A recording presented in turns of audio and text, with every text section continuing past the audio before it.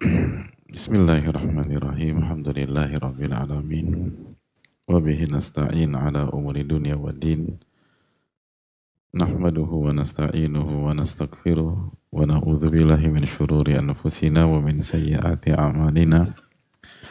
Man yahdihillahu fala mudhillalah wa man yudlil fala hadiyalah. Nashhadu an la ilaha illallah wahdahu la syarika lah wa anna Muhammadan abduhu wa rasuluh. Ya ayyuhalladzina amanu taqullaha haqqa tuqatih wa la tamutunna illa wa antum muslimun.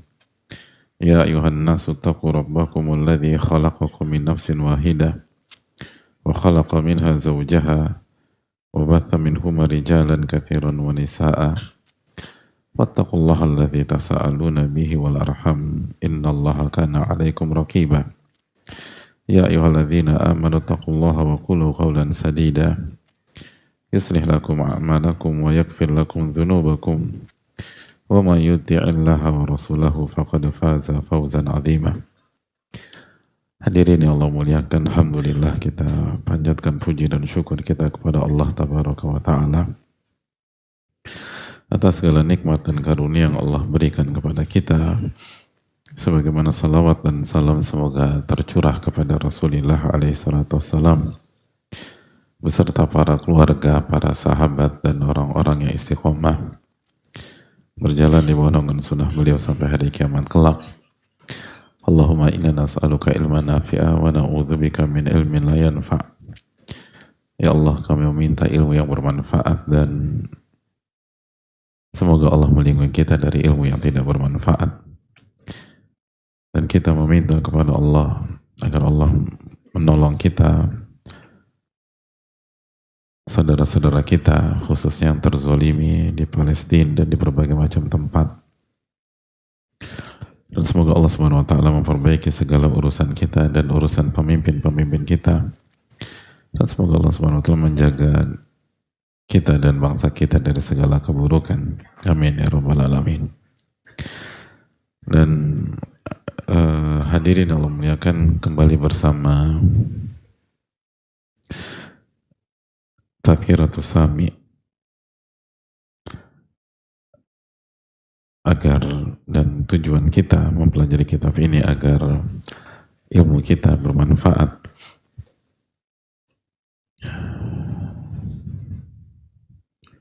Karena sekali lagi, al ilmu jamil la yunalu illa bil jamal. Ilmu itu adalah hal yang sangat indah dan tidak akan bisa diraih kecuali dengan cara yang indah. Ilmu itu tidak bisa dengan suka-suka kita atau segala cara, atau hanya berpikir bahwa kalau kita cerdas, hafalan kita kuat, lalu daya pemahaman kita tajam, otomatis kita akan mendapatkan ilmu nafi. Jawabannya tidak sesederhana itu. Tidak sesederhana itu. Karena ilmu harus didapatkan dengan cara yang diridhoi oleh Allah Subhanahu wa ta'ala.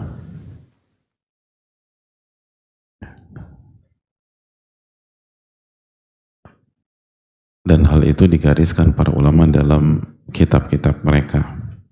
Dan di antara kitab yang menjelaskan cara dan jalan tersebut adalah Ibnu Jama'ah rahimahullah ta'ala. Dan kemarin kita sudah jelaskan tentang ujub, cukup panjang kita menjelaskan tentang ujub, dan itu pun tidak berarti kita sudah bisa atau kita sudah membahas seluruh pembahasan tentang ujub, karena selengkap-lengkap kita atau selengkap-lengkap orang itu membahas, kita hanyalah hamba yang Allah firmankan dalam surat Al-Isra ayat 85, wa ma utitum minal ilmi illa qalila. Dan tidaklah kalian diberikan ilmu kecuali sedikit. Dan ini harus kita camkan. Ini ayat tadi, surat Al-Isra ayat 85. Wa ma utitu minal ilmi illa qalila. Tidaklah kalian diberikan ilmu kecuali sedikit. Jadi jangan ada yang mengklaim ilmunya banyak. Karena Allah yang memberikan ilmu mengatakan sedikit. Nggak banyak. Nggak banyak. Dan hadirin Allah muliakan,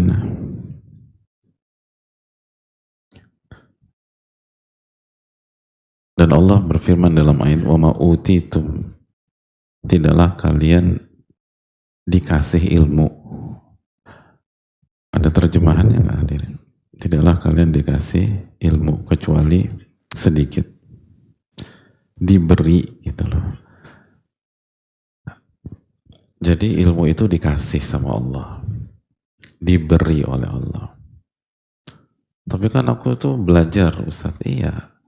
Tapi sekali lagi teman-teman sekalian, jamaah sekalian, dari dulu tuh kita ngalamin, kita sama-sama belajar dengan teman kita.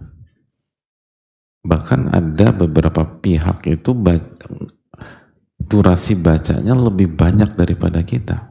Tapi ilmunya di bawah kita. Kita paham, dia nggak paham. Padahal kalau rajin, rajinan dia. Makanya kita nggak bisa mengklaim, ini kan karena aku rajin. Enggak. Ilmu itu dikasih. Ilmu itu dikasih.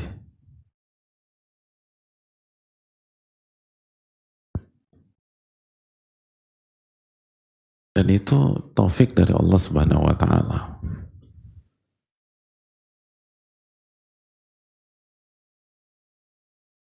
Ada banyak di antara kita, kalau ditanya apa materi pekan lalu, gitu. Apa materi pekan lalu? Itu kalau dari wajah-wajah yang saya lihat sekarang ini, tanpa buka buku, insya Allah bisa jawab. Begitulah. Tuh kan nggak boleh suudzon, harus baik sangka. Tapi insya Allah saya optimis, insya Allah bisa jawab. Kesimpulannya tuh apa, bisa jawab. Dan kalau ditanya gimana cara ngejaga, kok bisa itu ilmu masih ada dalam diri walaupun sudah berlalu 1 pekan, kita juga nggak bisa jawab hadirin. Karena kita pun nggak ngulang juga di rumah. Gitu. Emang baca-baca di rumah? Tuh enggak kan, Masya Allah. Tapi itu tadi ilmu itu nempel, gitu lah. Padahal kita tuh nggak ada upaya segala macam, tapi Allah kasih aja itulah. Dan sebaliknya ada sebagian orang udah baca berulang-ulang, itu lupa juga itu ilmu yang lalu. Apa ya? Padahal kemarin saya udah baca. Nah ini ilmu itu tuh wa ma utitu minal ilmi illa qalila. Tidaklah kalian dikasih. Memang betul-betul effort. Tapi effort aja tanpa dikasih sama Allah nggak bisa. Nggak bisa. Nah dari sini kan kita harus sadar dan harus banyak bersyukur sama Allah. Dan nggak bisa suka-suka, harus ngikutin apa yang Allah mau. Namanya juga dikasih. Kalau kita sadar bahwa yang kita butuhkan itu ada pada orang tersebut, ada pada teman kita nih. Dan satu-satunya cara dikasih sama dia. Kita nggak bisa buat sendiri, kita nggak bisa produksi sendiri, bahkan kita nggak bisa beli sendiri, nggak bisa. Satu-satunya cara biar dapetin hal tersebut, dia kasih kita. Otomatis gimana caranya? Nah hadirin, pernah ngalamin begitu nggak? Nggak pernah. Jadi semua hal dalam dunia ini hadirin bisa produksi gitu? Nggak bisa. Orang yang punya toko palu gada aja nggak bisa. Satu-satunya cara kita harus baik-baikin dia, gitu. Biar dia mau ngasih. Beda kalau kita bisa produksi sendiri. Beda dengan kalau kita bisa buat sendiri. Tapi kalau satu secara dikasih sama orang ini, ya otomatis harus baik-baikin. Harus mendekat, harus merapat, harus senyum. Gimana caranya nih orang senang sama kita terus ngasih apa yang kita butuhkan. Tapi kalau kita bisa produksi sendiri, kita bisa buat sendiri, oh enggak, lo nggak kasih, gue bisa buat sendiri. Makasih banyak deh. Akhirnya udah, gue nggak butuh dia kok. Suka-suka kita. Nah itu tadi. Kalau ilmu bisa dengan sebatas upaya kita, orang akan suka-suka. Tapi ilmu nggak bisa. Ilmu itu dikasih. Wa ma utitum minal ilmi illa qalila. Itu pun sedikit dikasihnya sama Allah. Jadi satu-satunya cara harus ngikutin apa yang Allah mau. Harus mendekat kepada Allah. Harus melakukan apa yang Allah sukai dan apa yang Allah cintai dan apa yang Allah ridhoi. Nah itu. Baru nanti Allah ridho sama kita. Senang mencintai kita, nah dikasih deh tuh kita. Gitu hadirin. Nah ini seringkali yang nggak dipikirkan banyak pihak. Dipikir, enggak, gue kan cerdas. Coba aja pakai kecerdasan.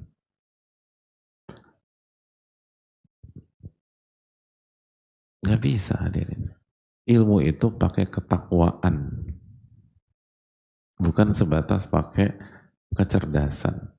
Kalau pakai sebatas kecerdasan,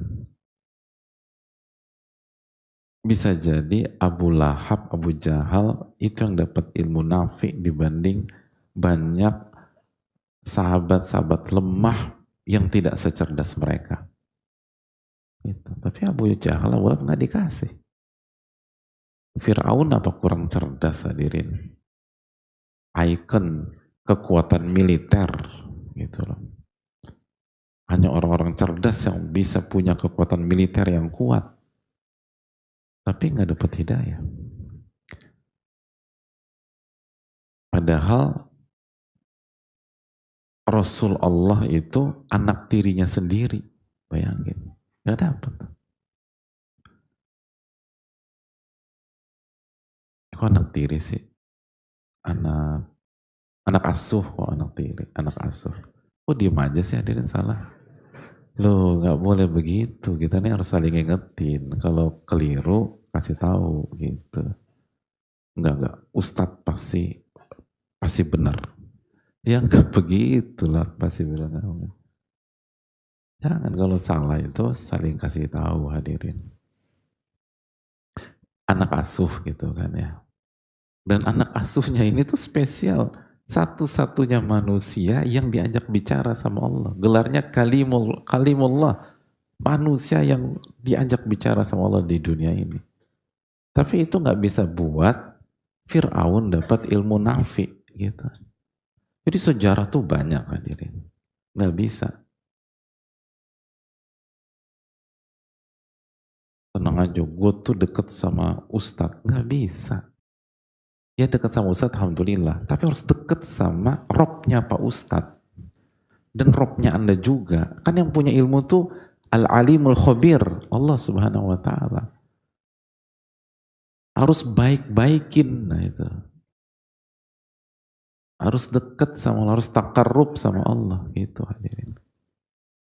Baru kita dapat ilmu. Nggak bisa. Nggak, ini pakai cara saya. Nggak bisa pakai cara Anda. Harus pakai cara Allah subhanahu wa ta'ala. Terus gimana kita tahu? Itu lihat para ulama gimana cara mereka menggariskan. Makanya kita baca buku para ulama. Itu hadirin. Dan alhamdulillah kemarin kita sudah menyampaikan beberapa hal tentang ujub. Dan hadirin Allah muliakan, sebelum kita lanjut ke Ria pada pertemuan kali ini, terakhir tentang ujub, saya ingin bacakan keterangan Al-Hafidh Ibnu Rajab dalam kitab beliau yang sangat terkenal, Fadlul Ilmi Salaf ala Ilmi. beliau menyampaikan bahwa wa ahlul ilmi nafi, dan pemilik ilmu yang bermanfaat, ulama yang ilmunya bermanfaat, atau pemilik ilmu yang bermanfaat. Nah ini penting nih. Jadi bukan pemilik ilmu yang banyak aja, tapi ilmunya bermanfaat. Apa kata beliau? Kullamazdadu min hadzal ilmi izdadu lillahi tawadu'a. Setiap ilmu mereka bertambah, maka mereka bertambah tawadu di hadapan Allah. Mereka bertambah tawadu karena Allah Subhanahu wa taala. Jadi semakin ilmunya bertambah, semakin merendah di hadapan Allah. Dan semakin rendah hati di hadapan manusia. Karena Allah, bukan karena ngejilat. Karena Allah, bukan karena cari muka. Karena Allah, bukan karena asal bapak senang. Bukan. Tapi karena Allah. Makanya kan Nabi SAW mengatakan, wa ma tawadhu'a ahadun lillah illa rafa'ahu Allah. Tidaklah seseorang itu tawadhu merendah karena Allah, kecuali Allah akan angkat derajatnya di dunia dan di akhirat. Jadi setiap ilmunya bertambah, dia akan semakin tawadhu. Cukup belum? Wa khasyatan, dan dia akan semakin takut kepada Allah. Wan kisara wa dhulla, itu. Dan dia akan semakin merasa rendah, gak punya apa-apa, dan semakin merasa hina dina di hadapan Allah. Itu inkisar. Inkisar itu kan apa artinya sekarang? Pecah, hadirin. Inkasoren kasiru gitu, patah, pecah. Jadi dia semakin merasa seperti serpihan-serpihan yang tidak ada nilainya di hadapan Allah. Itu. Nah, coba kita lihat diri kita deh. Kita ngaji udah berapa tahun nih? Kita datang kajian udah berapa banyak? Semakin meninggi, semakin merasa jago, semakin merasa pinter, semakin merasa hebat, atau semakin merasa rendah, semakin takut sama Allah, semakin merasa nggak ada nilainya di hadapan Allah, semakin merasa hina dina, atau sebaliknya. Ini kata para ulama. Orang yang punya ilmu yang bermanfaat itu mentalitasnya demikian. Dan ini bukan minder, bukan. Bukan nggak pede, enggak. Ini merendah. Merendah. Dan justru orang-orang seperti ini tuh agresif. Mobilitasnya tinggi.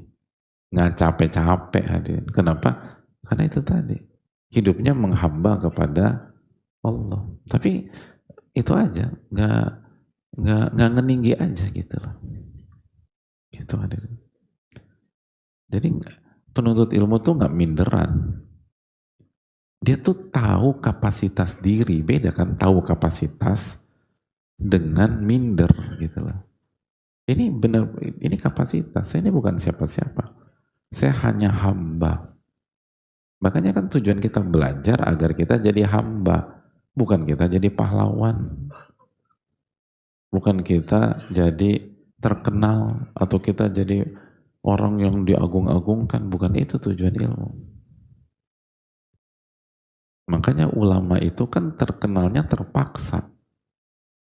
Makanya Abu Nuaim menukilkan sebuah kalimat, man kariha syuhra ishtahar, barang siapa yang tidak suka dengan popularitas justru dia akan populer gitu loh. Maksudnya apa? Para ulama itu mau nggak mau karena harus menyampaikan amanat gitu loh hadirin. Jadi tapi tahu bahwa dirinya itu rendah. Nah itu kira-kira gambaran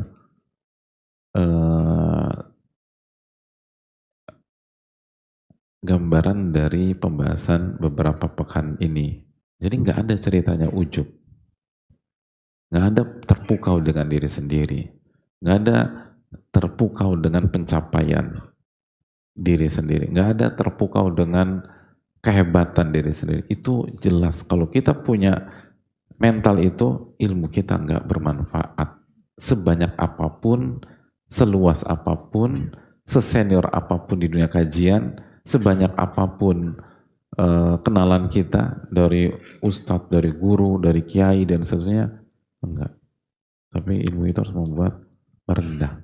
Dan merendah ini itu harus terlihat dari diri sendiri, gitu loh. Atau perangai diri, sikap.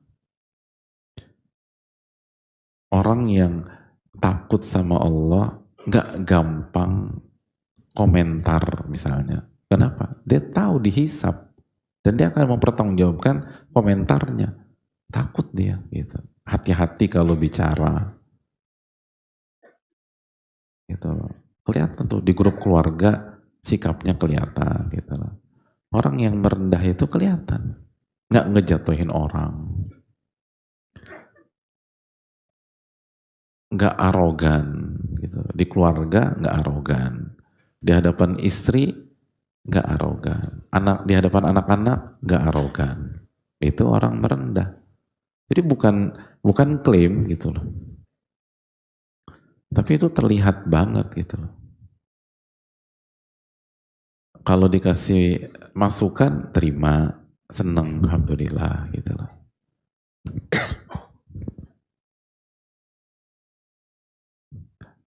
Kalau dijatuhkan, susah tersinggung gitu loh. Bisa nggak kita tuh hadirin? Dijatuhkan, susah tersinggung gitu. Jatuh itu tuh bahasa Indonesianya apa sih jatuh? Nah, dari bawah ke atas. Gimana sih ini hadirin? Jatuh itu dari atas ke bawah gitu loh. Nah kalau orang udah merasa di bawah, apa yang mau dijatuhin lagi hadirin? Gitu. Kapan kita merasa sakit ketika jatuh? Ketika kita di lantai 20 gitu. Jatuh sakit. Tapi kalau kita berada di basement -2, ya nggak terlalu lah kita sakit. Itulah. Ya kalau rasa kita emang saya ini di bawah gitu loh. Itu nggak terlalu sakit. Jadi itu akan terlihat. Jadi bukan hanya sekedar apa?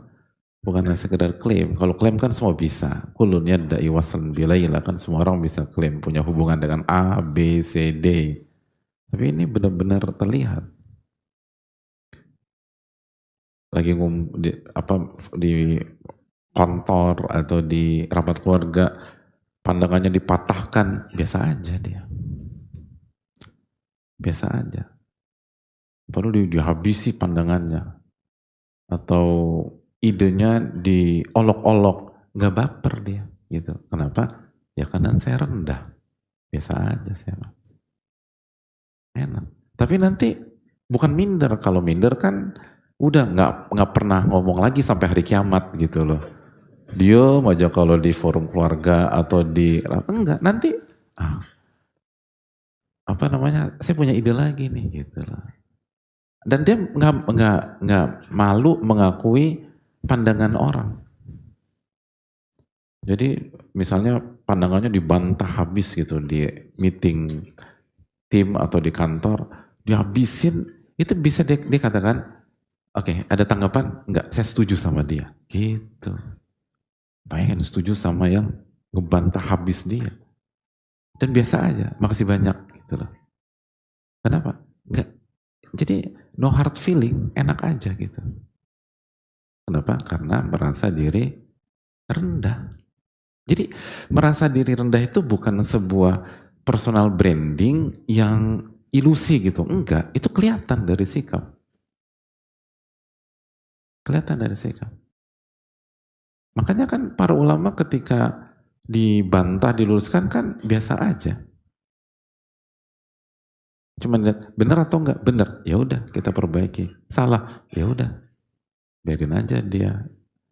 Misalnya jelek-jelekin atau fitnah kita, maju terus aja. Jadi justru bukan minder, itu kekuatan. Orang yang punya kualitas seperti itu, gimana cara ngejatuhinnya coba? Gak bisa. Dia kan jalan terus. Bilal tuh dilecehkan parah banget tadi, tapi jalan aja terus gitu. Nggak baper, nggak dendam, nggak kesel. Kenapa? Karena sudah menanggalkan semua gengsi, semua eh, segala macam yang berkaitan dengan personal dan diserahkan kepada Allah Subhanahu wa Ta'ala. Nah, itu sebenarnya yang hendaknya kita tuju ya, yang berbicara dan jamaah sekalian. Karena yang berbicara nggak lebih baik. Cuman inilah yang kita pelajari dari ulama dan kita harus mengarah ke sana. Pelan-pelan harus ke sana gitu loh.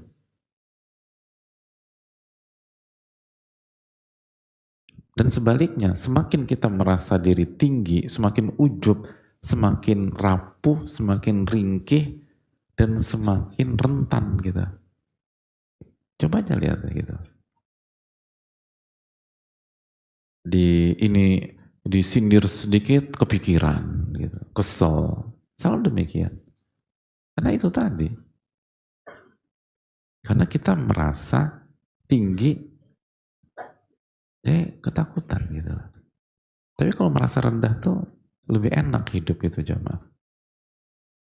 Jadi ini tuh bukan konsep tanpa makna, bukan. Ini konsep penuh dengan makna dan untuk kebaikan kita sendiri. Untuk kebaikan kita sendiri. Kan begitu. Ketinggian itu membuat orang tuh semakin khawatir, jadi semakin waspada, semakin khawatir dan seterusnya. Benar gak sih? Iya. Ketinggian itu semakin membuat orang bukan hanya waspada, tetapi khawatir. Gitu. Coba di sini siapa yang gak suka naik pesawat? Walaupun dibayarin. Oh, lumayan. Semua suka naik pesawat nih. Bener. Oh, ada banyak orang tuh gak suka naik pesawat. Tapi kalau naik mobil 180, secara objektif mana yang lebih beresiko? Mobil hadirin. Secara objektif, pesawat itu adalah alat transport paling aman. Tapi kenapa bikin antum deg-degan? Karena tinggi, bukan karena itu. Coba nggak terbang-terbang, santai kita, santai tidur gitu. Yang masalah itu dia terbang, itu masalahnya. Coba dia nggak terbang-terbang gitu loh, enak gitu loh. Hadirin naik first class gitu loh, di atas turbulensi, nggak usah lama-lama, 30 menit aja. Itulah lama banget. Lama 30 menit ya. Yes. Lama. Itu first class nggak ada enak-enaknya.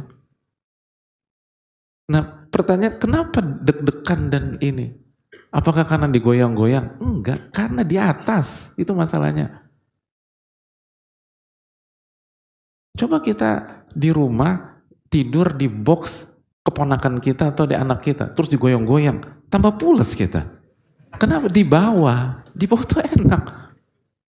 Tapi kalau di atas, ceritanya panjang hadirin. Ceritanya panjang. Di atas itu orang tuh mengerikan hadirin di atas. Makanya kan kalau kita bicara cita-cita, kalau hadirin punya cita-cita setinggi mungkin, ya persiapannya harus sematang mungkin. Di atas itu beda.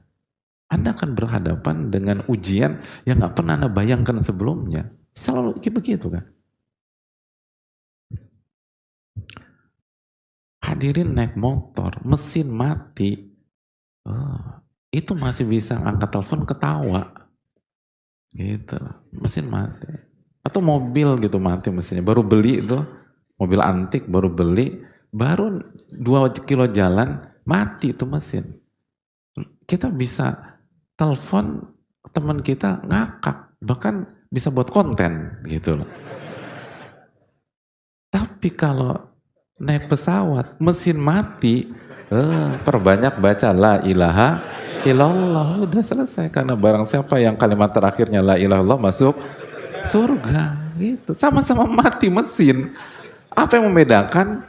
Di atas itu, di ketinggian. Di ketinggian tuh mengerikan, menakutkan. Padahal masalahnya sama-sama mesin mati. Tapi begitu kejadiannya di ketinggian, ngeri ya dia.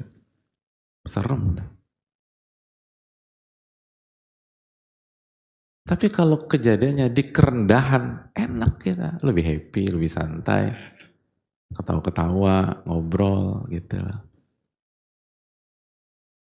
Nah ini memang enaknya itu. Enak, makanya punya perasaan merendah itu lebih plong, lebih tenang, lebih nyaman. Tapi kalau punya perasaan meninggi, lebih capek, lebih ringkih, lebih riskan, lebih nervous, lebih baper, lihat aja. Orang yang ujub pasti baper.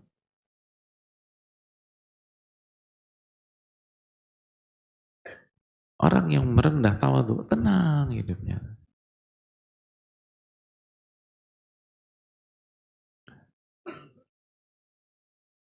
Pernah kan kita bahas tentang Ibnu Abdul Hadi gimana? Ya Allah hadirin, Ibnu Abdul Hadi debat. Saking jagonya, lawan debatnya sebel. Pernah debat sama orang terus lawan debat hadirin sebel nggak? Nggak pernah. Kalau aku yang sebel sih sering, Pak Ustadz. Berarti kita nggak bisa debat gitu. Karena sebel, itu lawan debatnya ngeludah di mukanya Ibnu Abdul Hadi. Ngeludah hadirin. Allahu Akbar. Pernah diludahin orang? Belum. Berarti akan. Gak harus begitu ya. Lazimul madhab, laisa bil madhab. Kalau kan gak harus begitu konsekuensinya. Gitu. Ini udah diludahin di muka. Kita diludahin di sendal jepit kita aja tersinggung kita. Padahal nggak kena kaki, kenal sendal jepit kita. Tersinggung. Padahal nomornya aja kekecilan. Kesel kita. Kan jarang kita dapat sandal jepit yang size-nya oke ya. Gitu. Kok ini curhat? agak aneh ini. Jadi hadirin Allah muliakan, itu aja kita tersinggung berat. Ini diludahin di muka. Apa kata beliau?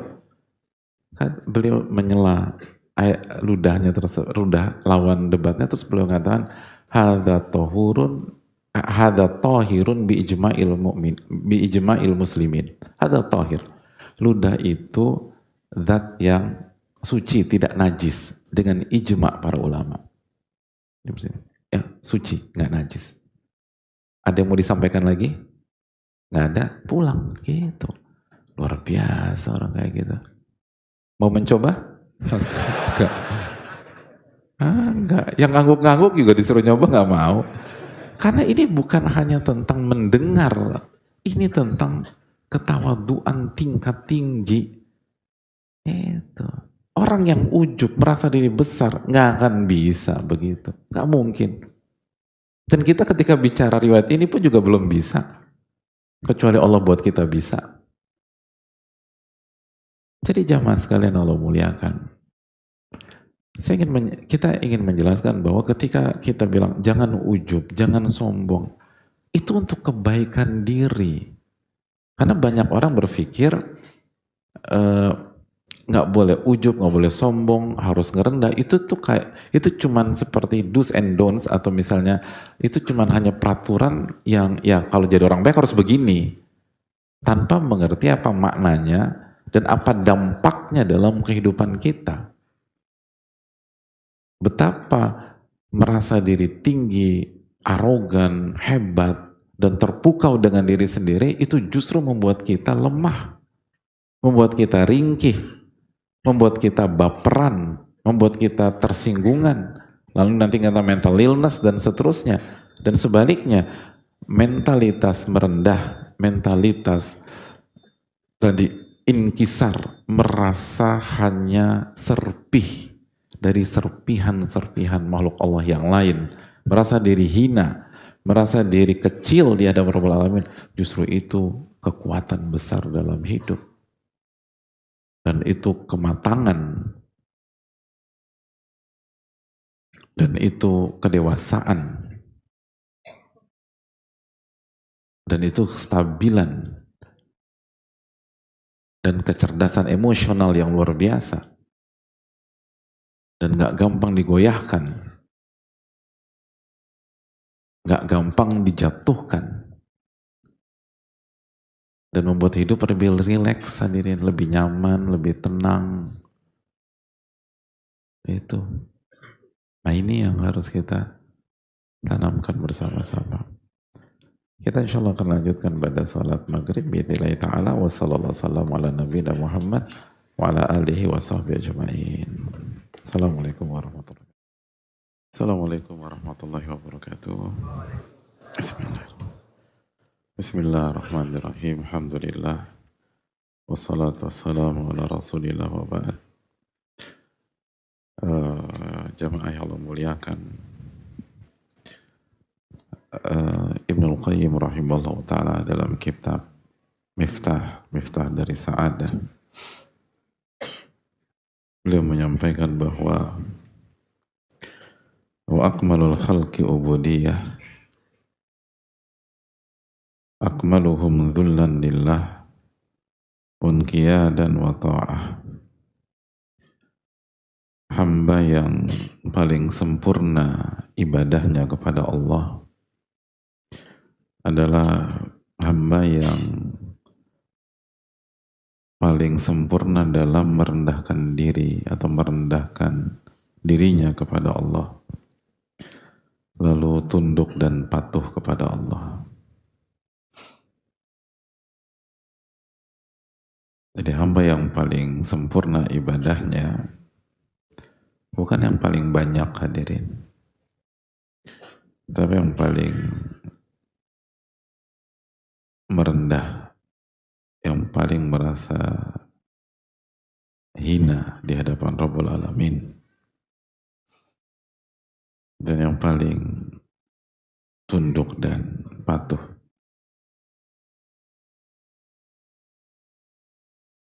Orang tuh kalau udah merasa diri rendah, udah merasa diri bersalah, maka dia akan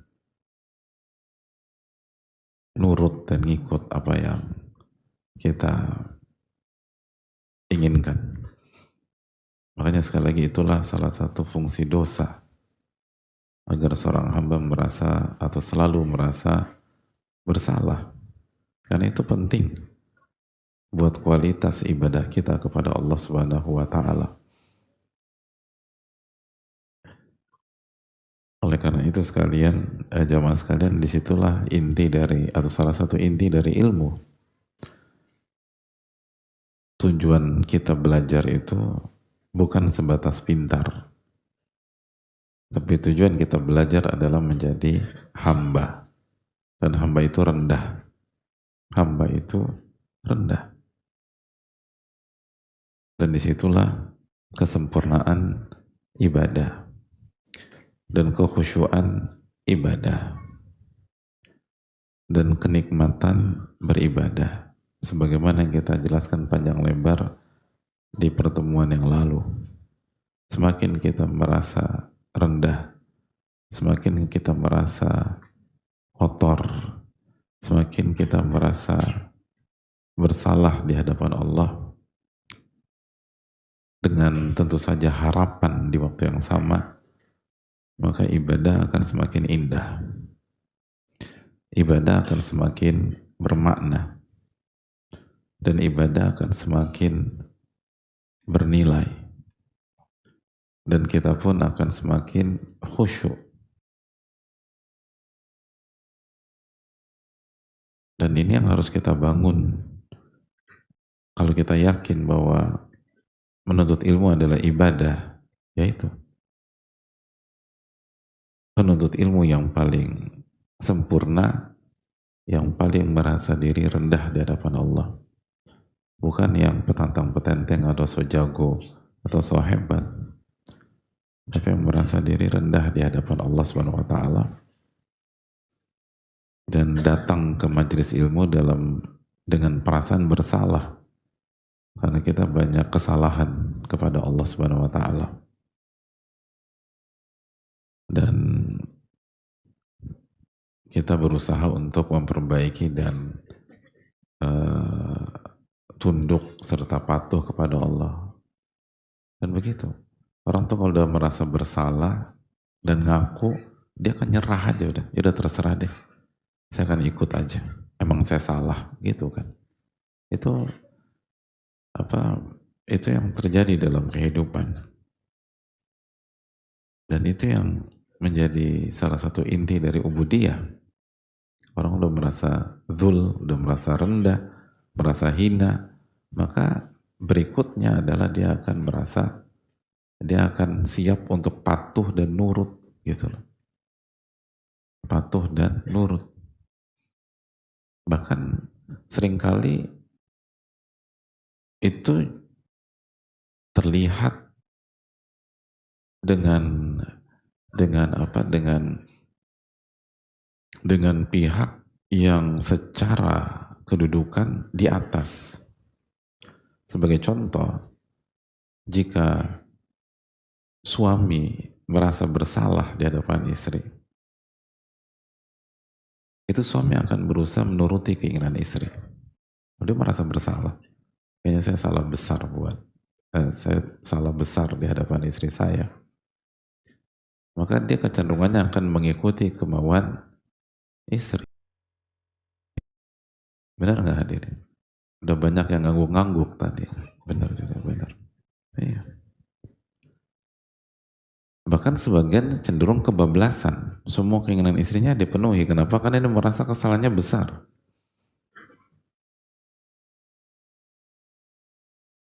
Orang tua yang merasa bersalah kepada anak, merasa lalai mendidik, merasa ini, itu cenderung akan ngikutin keinginan anaknya.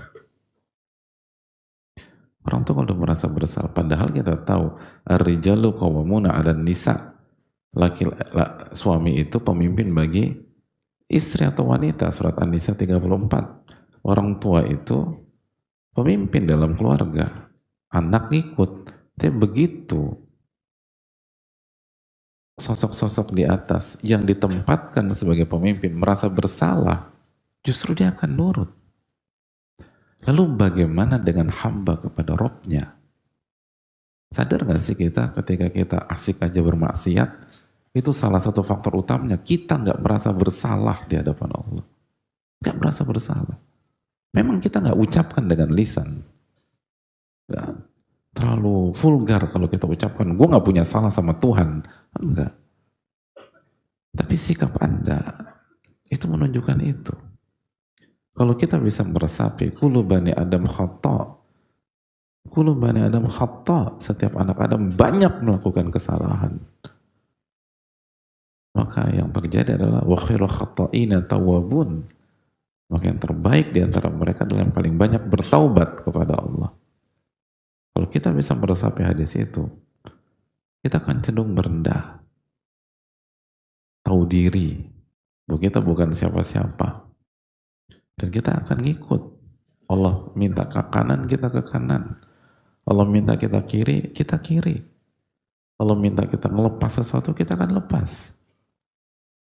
Allah minta kita bertahan, kita akan bertahan. Kenapa? Udah merasa bersalah. Itu kekuatan justru sebenarnya. Untuk menghamba dan tunduk kepada Allah Subhanahu wa ta'ala. Kita akan nurut, kita akan ikut, dan kita nggak akan berpikir panjang. Kenapa? Udah salah. Kita udah nggak punya bargaining position. Kita udah nggak punya posisi tawar. Kenapa? Salah saya banyak. Jadi simpel aja lah jamaah. Kalau kita mau, bukan bisa, mau mengevaluasi diri, lalu kita hitung dosa-dosa kita pekan ini aja, maka ujub itu akan hilang dan kita akan merendah dan kita akan lebih nurut kepada Allah dan kita akan lebih taat kepada Allah. Kita nggak usah bicara muhasabah 1 bulan, kita nggak usah bicara muhasabah 1 tahun, pekan ini aja evaluasi diri. Coba apa kesalahan kita, apa kekeliruan kita, apa dosa-dosa kita, apa kelalaian kita. Dan itu baru satu sisi loh. Belum lagi kalau kita tambah apa nikmat Allah kepada kita. Dan bagaimana Allah memberikan kita kesempatan untuk hidup, memberikan kesempatan memperbaiki diri, memberikan kesempatan untuk beristighfar, memberikan kesempatan untuk bertaubat, memberikan kita nikmat di tengah-tengah kesalahan-kesalahan kita. Kalau nggak cabut nyawa kita pada saat kita berdosa pada saat kemarin misalnya, kalau nggak cabut nyawa kita pada saat kita melakukan kesalahan fatal kemarin lusa, kalau Allah cabut nyawa kita pada saat itu, apa jadinya kita? Jadi udah kita merasa bersalah akan dosa ini, ditambah di tengah-tengah kita berdosa dan melakukan kesalahan, itu nikmat jalan terus hadirin. Nikmat tuh jalan terus, dikasih terus sama Allah.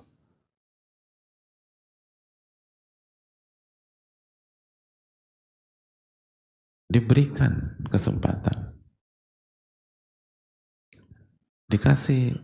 Kita bisa kajian pada sore hari ini. Emangnya kita benar-benar udah maksimal mengamalkan kajian-kajian sebelumnya?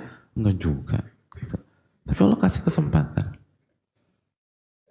Kita bisa sholat maghrib tadi. Coba renungkan, emang performa kita waktu sholat asar bagus? Emangnya performa kita waktu sholat zuhur tadi khusyuknya 100%? Emangnya kita waktu sholat subuh tadi pagi menghayati? Tapi Allah kasih kesempatan, kita bisa sholat maghrib. Allah tetap buka gitu. Dan Allah berfirman, Inna rahmati sabaqat ghadabi. Sesungguhnya rahmatku itu mengalahkan murkaku. Sehingga ini melahirkan kerendahan di hadapan Allah. Dan ini lagi-lagi fungsi kunci ilmu tuh di situ. Bukan jago-jagoan, bukan hebat-hebatan, bukan siapa yang terbaik, bukan siapa yang paling banyak, bukan. Tapi siapa yang paling merendah, siapa yang merasa paling hina di hadapan Rabbul Alamin, siapa yang merasa bersalah, lalu dia tidak putus asa, justru dia ingat Rabbnya berfirman dalam Al-Quran, La taqnatu min rahmatillah. Jangan pernah putus asa dari rahmat Allah Subhanahu wa Ta'ala. Lihat, bayangin hadirin sekalian, kurang baik apa Allah Subhanahu wa Ta'ala.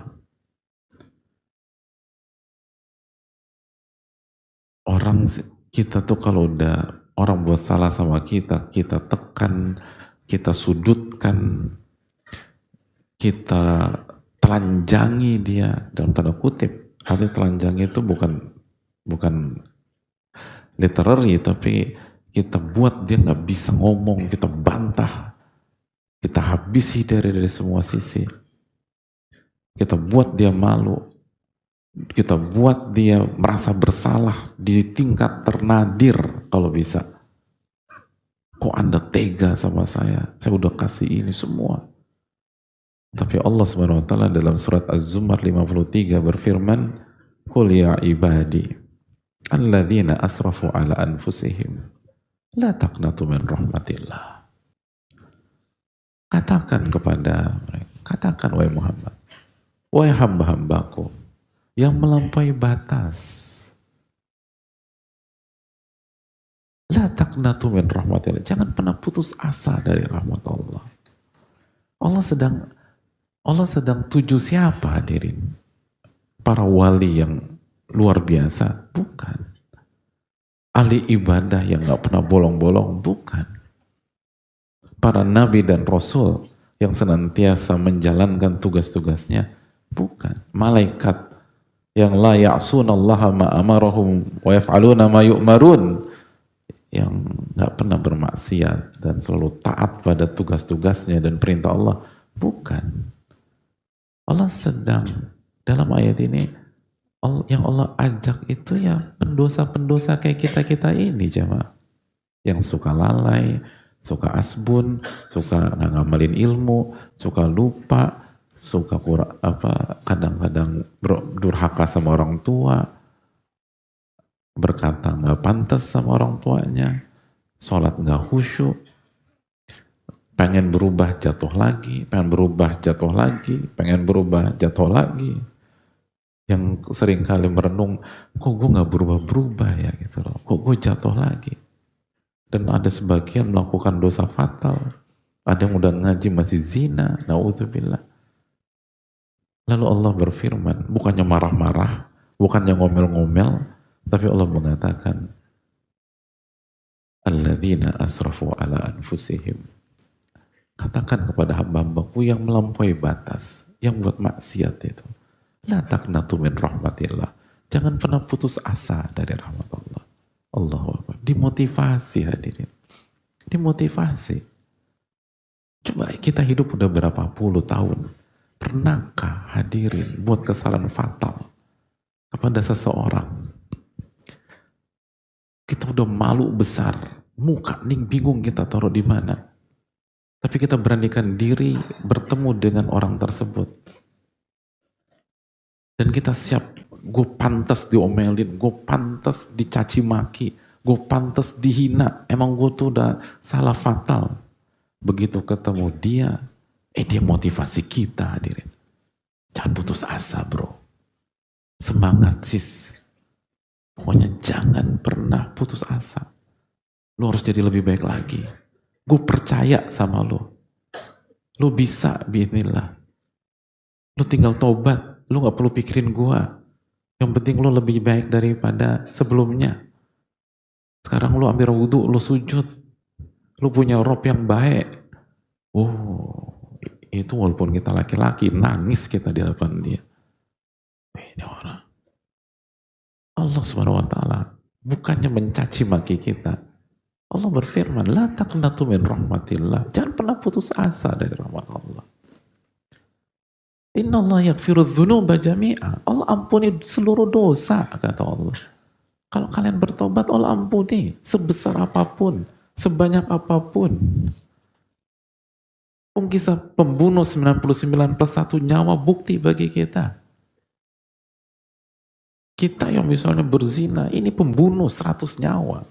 Man yaqulu bainakum wa bainat taubat. Siapa yang bisa cegah Anda dari tobat? Dikasih motivasi kita. Siapa pihak? Allah Ar-Rahman Ar-Rahim. Allah yang maha pengasih lagi maha penyayang.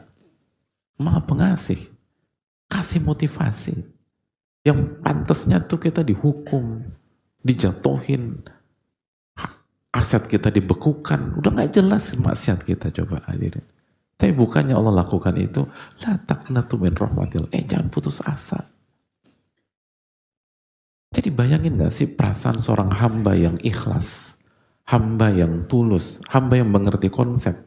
Di satu sisi, dia benar-benar merasa bersalah, dosa-dosa gue banyak, dosa-dosaku tuh banyak banget. Di satu sisi, dia berhadapan dengan Al-Ghafur, Al-Ghaffar, Al-Afu, Ar-Rahman, Ar-Rahim, yang berfirman kepada dirinya, la taqnatu min rahmatillah. Jangan pernah putus asa dari rahmat Allah. Inna Allah yaghfiru dzunuba jami'a. Allah ampuni segala dosa Anda. Kalau Anda mau kembali, kalau Anda mau bertobat, kalau Anda mau innahu al-ghafurur rahim. Sesungguhnya Allah maha pengampun lagi maha penyayang. Itu kan keujuban kan hancur hadirin. Kearogansi itu tumbang kalau kita masih punya hati dan kita mengakui bahwa kita banyak salah, banyak kekeliruan. Makanya yang jadi masalah kita kurang muhasabah, kita kurang introspeksi diri. Kita nggak punya waktu untuk menghitung kesalahan kita kepada Allah, kesalahan kita ke istri kita, kesalahan kita ke suami kita, kesalahan kita ke anak-anak, kesalahan kita sama orang-orang yang sayang sama kita, kesalahan kita dalam sholat, kita nggak khusyuk, kita nggak fokus, kita nggak menghayati ayat yang kita baca. Akhirnya kita hidup tanpa rasa bersalah. Dan begitu tanpa rasa bersalah yang ada ujub, terpukau, tenggelam. Dengan ilusi bahwa kita orang baik, ilusi bahwa kita hebat, ilusi bahwa kita jago, ilusi bahwa kita senior. Apa seniornya kita ini? Apa hebatnya? Kita dipuji orang, itu karena Allah tutup aib kita. Itu yang dikatakan para ulama kita. Bahkan kita dipuji orang aja, harusnya kita malu loh. Dan kita merasa bersalah kepada Allah. Siapa di antara kita demikian? Dipuji orang, terus ya Allah, saya udah banyak buat kesalahan, engkau masih tutup aib saya sehingga itu teman saya pikir saya orang baik. Allahu Akbar. Harusnya demikian. Coba jujur deh, emang kita pantas dipuji? Emang pantas kita dikatakan A, B, C? Nah, kita lebih tahu tentang dosa-dosa kita daripada orang-orang yang muji-muji kita. Dan ada banyak di antara kita yang kalau buat doa nggak ada yang tahu. Pasangannya nggak tahu. Apalagi orang-orang yang muji itu. Tapi kan kita lupa sama Allah. Jadi harusnya ketika ada orang yang muji, itu bukannya kita tenggelam dalam pujian. Kita malu sama Allah SWT dan semakin tersentuh, semakin merasa hina, semakin merasa dina, dan itu kan Allah tutup aib-aib kita. Kalau Allah buka, nggak usah semua lah, beberapa saja, mereka akan tarik lagi pujian mereka kepada kita. Oleh karena itu hal yang perlu kita camkan. Jadi sekali lagi jamaah yang Allah muliakan, ilmu adalah kerendahan. Dan dalam kerendahan itulah kita akan merasakan kenikmatan. Dan gak ada alasan kita tidak merendah. Kita udah babak belur hadirin. Dosa kita banyak. Dan kesalahan-kesalahan itu disikapi oleh Allah dengan kesempatan. Dengan pintu taubat. Dengan pintu ampunan. Oke, mungkin banyak di antara kita nggak kaya hari ini. Atau sedang kesulitan finansial. Tapi yang pertama itu kan kesalahan kita juga. Terus yang kedua, mungkin Allah nggak buka pintu kekayaan, tapi Allah buka pintu sholat buat kita. Buka pintu istighfar buat kita. Buka pintu taubat buat kita. Allah nggak buka pintu kekayaan, tapi Allah buka pintu kebahagiaan. Allah mungkin nggak buka pintu kekayaan pada kita, tapi Allah buka pintu ketenangan. Ala bidzikrillahi tatmainnul qulub. Ketahuilah dengan mengingat Allah hati itu jadi tenang. Allah nggak buka pintu kekayaan kepada kita mungkin, tapi Allah buka pintu kenyamanan, membuka pintu kebahagiaan, membuka pintu tauhid, dan membuka pintu ampunannya subhanahu wa ta'ala. Allah nggak buka pintu kekayaan, tapi Allah buka pintu surga buat kita. Tapi manusia tuh ngeluh terus hadirin. Lupa tentang dirinya. Ini jadi masalah. Dan inilah pentingnya ilmu nafi. Biar kita ingat lagi loh, Anda tuh siapa? Anda nggak punya nilai tawar dan posisi tawar. Anda tuh hamba. Anda itu hamba. Gak bisa.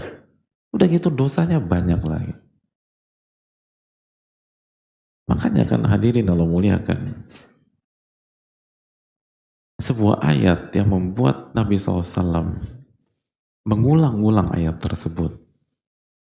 Karena Nabi SAW mengerti ya, ketinggian ayat itu adalah surat Al-Ma'idah ayat 118.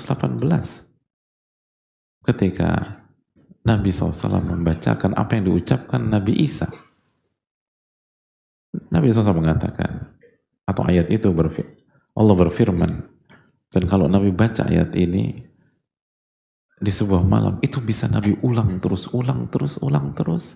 dan air mata beliau tanpa terasa menetes. Beliau membaca, in tu'adzibuhum fa innahum ibaduk wa in taghfir lahum fa innaka antal azizul hakim. Ya Allah, kalau engkau azab mereka, mereka hanyalah hambamu yang gak bisa menolak, yang gak bisa membantah, dan memang pantas diadab. Pendosa pantas diadab. Tapi kalau engkau ampuni, wa in taghfir lahum fa innaka antal azizul hakim. Tapi kalau engkau ampuni mereka, engkau adalah Rabb yang maha perkasa, lagi maha bijaksana. Perkasa, kenapa Al-Aziz? Karena kalau Allah ampuni, bukan karena Allah takut, bukan karena Allah takut sama kita, bukan karena Allah lemah, Allah Al-Aziz, Allah maha perkasa. Tapi Allah maha bijak, Allah maha sayang, Allah maha pengasih. Hadirin, marilah kita sadar diri. Ini manusia terbaik, Sallallahu Alaihi Wasallam.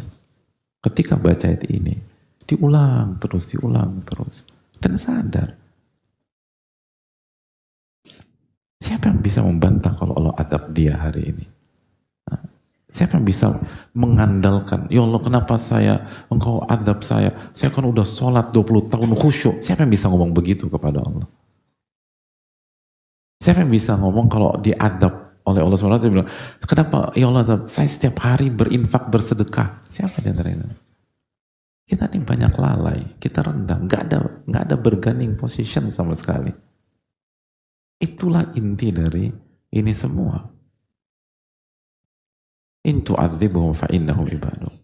Kalau engkau mengadab, kita ini cuma hamba, nggak bisa apa-apa.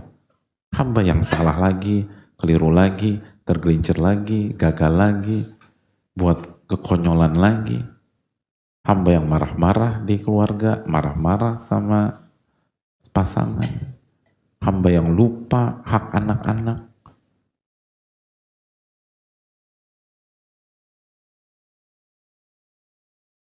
Kalau Allah mau mengadab, kita nggak bisa buat apa-apa. Tapi kalau Allah mengampuni, itu kemahabijaksanaan Allah Subhanahu wa Ta'ala. Semoga Allah memberikan taufik kepada kita, dan semoga kita bisa mengerti hakikat dari ilmu, dan semoga ilmu kita membuat kita lebih merendah, lebih tahu diri, dan justru dengan itulah kita merasakan kenikmatan dan ketenangan hidup. Kita buka sedikit waktu untuk sesi tanya jawab. Wassalamualaikum warahmatullahi wabarakatuh.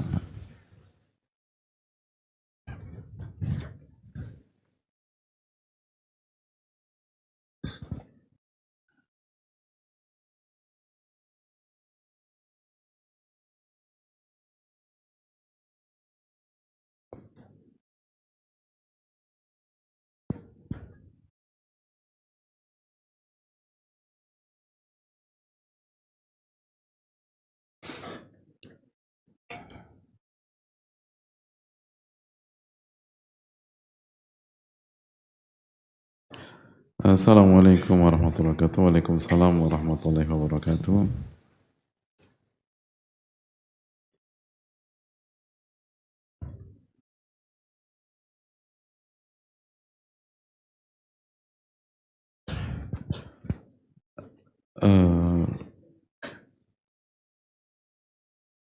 Izin bertanya Ustadz, bagaimana cara tetap menjadi rendah tanpa menjadi minder? Barakallahu fikum Ustadz. Ya, terima kasih atas pertanyaannya.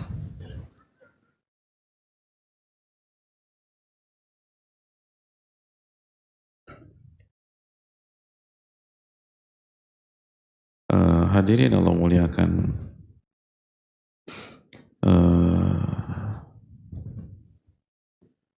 tidak ada kontradiksi antara, atau mohon maaf, tidak ada, ya, kalau kita merendah itu nggak ada hubungannya dengan minder. Kenapa demikian? Karena merendah itu, itulah pentauhidan kepada Allah. Dan itulah ubudiyah. Ketika seseorang benar-benar fokus kepada Allah dan mengesahkan Allah Subhanahu wa taala. Sedangkan minder itu justru lahir dari konsep lawan dari ini. Saya ingin tanya sama, kapan kita minder? Minder itu lahir dari pola membandingkan kita dengan pihak lain, dengan makhluk, dan menjadikan makhluk sebagai salah satu parameter, tolak ukur. Pertanyaannya, siapa yang suruh kita demikian? Gak ada. Siapa yang suruh membanding-bandingkan Anda dengan makhluk? Kita disuruh beribadah hanya kepada Allah, bukan membanding-bandingkan. Makanya yang pertama kali membanding-bandingkan adalah iblis. Dan itu yang membuat dia nggak mau sujud. Tapi dalam konteks iblis, membanding-bandingkannya bukan lari ke minder, tapi lari ke sombong. Ana khairun minhu, saya lebih baik daripada dia. Jadi yang jadi masalah adalah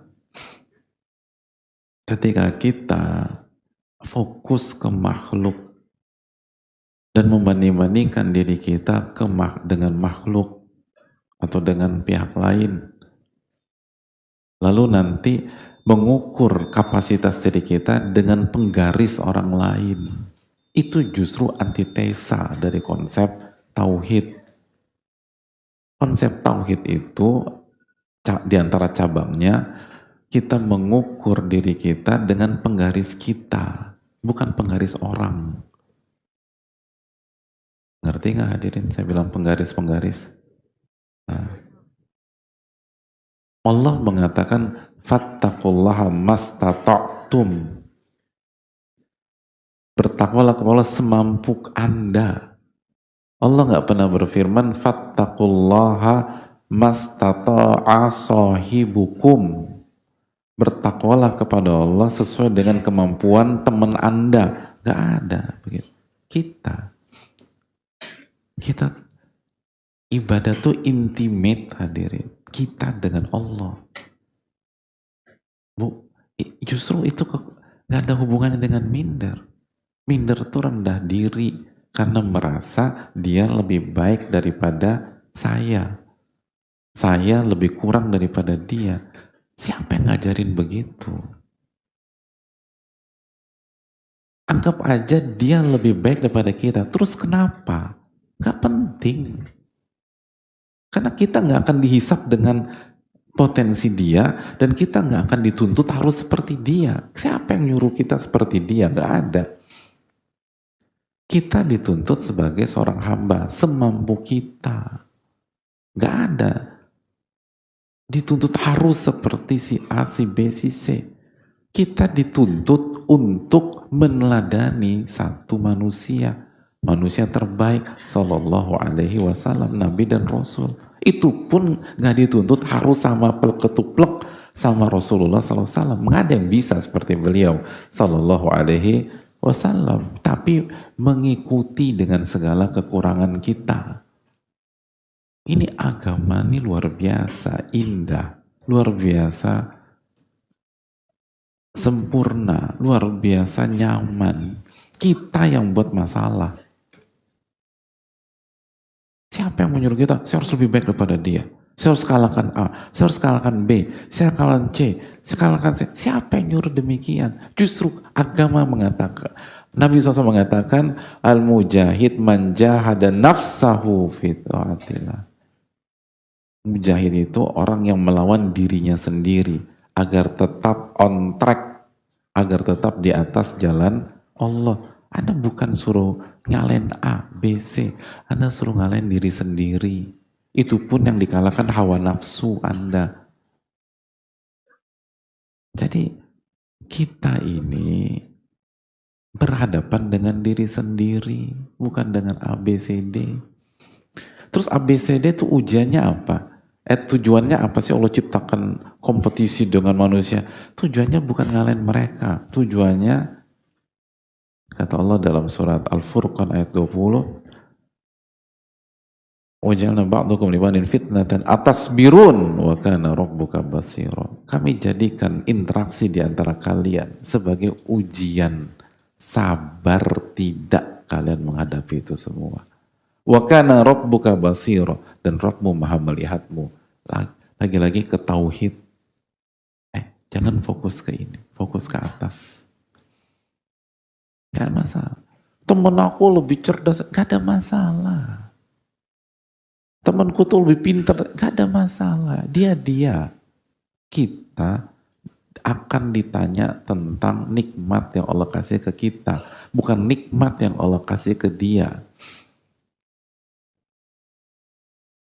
Justru semakin banyak potensi, semakin panjang pertanyaan pada hari kiamat. Jadi nggak ada alasan untuk minder. Kita lihat teman kita nih full package misalnya. Pokoknya bicara kecerdasan dia paling cerdas di kampus. Bicara kekayaan dia paling kaya sekampus. Bicara ketampanan dia paling tampan sekampus. Bicara fisik dia yang paling atletis sekampus.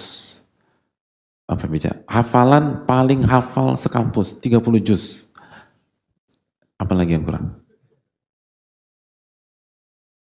Hadirin, Allah berfirman, antum udah hafal ayatnya, thumma latus'alunna yawma idzin 'anin na'im.